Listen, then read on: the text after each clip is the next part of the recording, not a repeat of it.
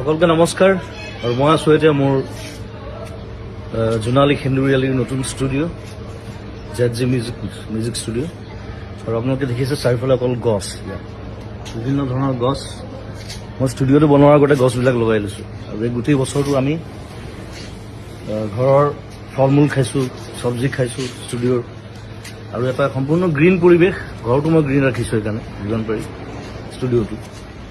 আৰু সম্প্ৰতি এটা হুলস্থুল এটা চলি আছে গছ কটাক লৈ। বিভিন্ন জেগাত দেখিছোঁ ডাঙৰ ডাঙৰ গছ কাটি দিবলগীয়া হৈছে, ৰাস্তা বনিছে, তাত কিবা বেলেগ বস্তু বনিছে। গতিকে আৰু চৰকাৰে কৈছে যে আমি গছ কাটিছোঁ যদিও আমি বিভিন্ন ঠাইত গছ ৰুইছোঁ তাক বেলেঞ্চ কৰিবৰ কাৰণে। কিন্তু এতিয়া কিছুমান জেগা আছে, যেনে ৰিচেণ্টলি যিটো হুলস্থুল চলি আছে দীঘলী পুখুৰীৰ সেই পুৰণা গছখিনিক লৈ পেলাই। সেই গছখিনি হৈছে গোটেই দীঘলী পুখুৰীটোৰ সৌন্দৰ্য।